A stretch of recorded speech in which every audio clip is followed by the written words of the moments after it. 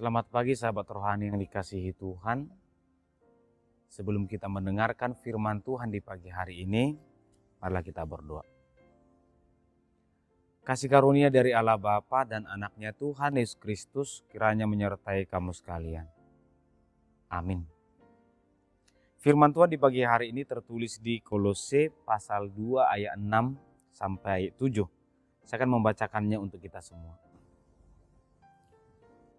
Kamu telah menerima Kristus Yesus Tuhan kita. Karena itu, hendaklah hidupmu tetap di dalam Dia. Hendaklah kamu berakar di dalam Dia dan dibangun di atas Dia. Hendaklah kamu bertambah teguh dalam iman, sebagaimana telah diajarkan kepadamu. Dan hendaklah hatimu melimpah dengan syukur. Demikian pembacaan firman Tuhan. Sahabat rohani yang dikasihi Tuhan, saya membuat judul renungan kita adalah hidup harus berbuah. Sahabat rohani yang dikasihi Tuhan, ketika kita melihat sebuah pohon yang tidak berbuah, kita pasti bertanya-tanya, mengapa pohon ini tidak bisa berbuah? Mungkin ada dua jawaban. Jawaban yang pertama berkata, ya tidak apa-apa. Mungkin tidak semua pohon diciptakan untuk berbuah. Memang tidak ada salahnya. Tetapi kita pasti gelisah dengan jawaban itu. Maka mungkin kita melihat jawaban yang kedua. Mungkin ada yang salah atau belum waktunya. Mungkin masih terlalu muda. Ini kan masih 2 tahun. Kita tunggu dulu. Tahun ketiga. Tetapi firman Tuhan mengatakan jangan-jangan ada jawaban yang ketiga. Ada yang fatal dalam pertumbuhan pohon itu. Ada yang tidak pas dalam pertumbuhan pohon itu. Mungkin harus dicek. Mungkin dia tidak berakar dengan benar. Atau dia berakar di tempat yang tidak benar. Atau ketika dia bertumbuh, dia terhalang dengan tumbuhan yang lain. Atau ada hal-hal yang merusak pertumbuhannya. Ini justru mematahkan dua jawaban yang tadi yang mengatakan belum waktunya atau tidak semua pohon mangga itu memang diciptakan untuk berbuah. Ada kalanya dia tidak harus berbuah. Tapi ketika jawaban dan doa seseorang, jawaban atas doa seseorang tidak kunjung diterima, maka kita juga harus pertimbangkan 3 jawaban ini. Atau mungkin jawaban yang ketiga.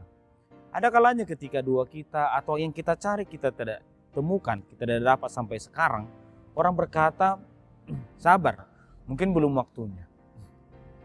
Atau mungkin yang kedua, mungkin kamu tidak seharusnya meminta itu. Atau mungkin tidak seharusnya Tuhan memang tidak menghendaki engkau mendapatkan itu. Bagaimana kalau yang ketiga? Jangan-jangan kau salah meminta. Ada yang salah dengan permintaanmu. Ada yang salah dengan dirimu ketika meminta. Sehingga Tuhan tidak berkenan terhadap doamu. Atau apa yang kamu cari. Ketika hidup kita tidak baik-baik saja, tetap kita harus pikirkan. Jangan-jangan ada yang salah dengan saya. Sehingga Tuhan tidak menghendaki hal baik datang kepada saya. Atau tidak mengizinkan atau tidak memberkati saya. Menjadi Kristen itu tidak final atau itu belum selesai, tapi harus sampai kepada berbuah. Ada 2 hal penting terkait hal ini. Mengapa menjadi Kristen itu tidak selesai? Itu belum tamat menjadi Kristen. Dengan saya dibaptis itu belum tamat. Dengan saya sebagai jemaat yang dewasa itu belum tamat, belum selesai. Ada 2 hal. Pertama, banyak orang yang sudah menerima Kristus tetapi menganggap memang sudah cukup dengan menerima Kristus. Sudah cukup dengan mengatakan aku percaya kepada Kristus. Aku sudah Kristen. Ketika aku sudah terdaftar. Ketika aku sudah dibaptis. Aku sudah katekisasi sidi. Menyaksikan iman. Seakan-akan sudah selesai. Tidak. Kekristenan itu harus sampai kepada bagaimana aku dengan orang lain. Maka akan sangat aneh ketika ada orang mengatakan dirinya Kristen. Tapi dia pasif dalam komunitasnya. Dia Kristen tapi dia tidak aktif dalam kumpulan marganya, kumpulan sektornya, atau kumpulan punguan amanya. Mungkin jarang oke, tapi sangat pasif, itu sangat aneh. Mengapa? Karena realisasi dari seseorang mengatakan dirinya Kristen adalah persahabatannya terhadap orang lain. Atau mungkin ketika dia berkata, aku Kristen tapi aku pasif dalam kegiatan rohani. Jarang beribadah, jarang berdoa, jarang pertanyaan, jarang dalam komunitas gereja. Tapi dia berkata, aku Kristen. Justru ini sebuah masalah.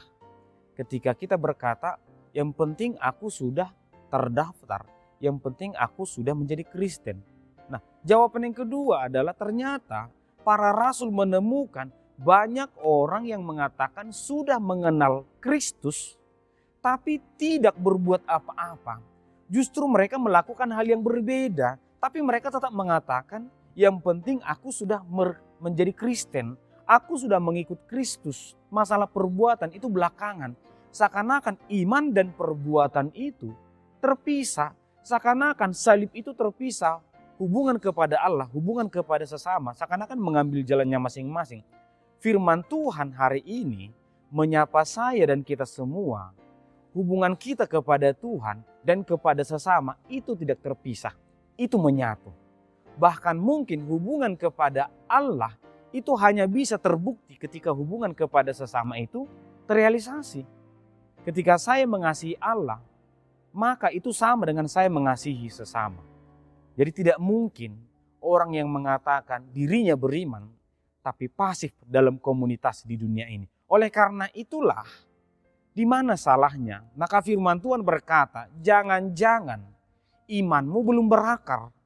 Jangan-jangan imanmu tidak dibangun dengan cara yang benar. Jangan-jangan kamu belum bertumbuh di dalam iman yang benar.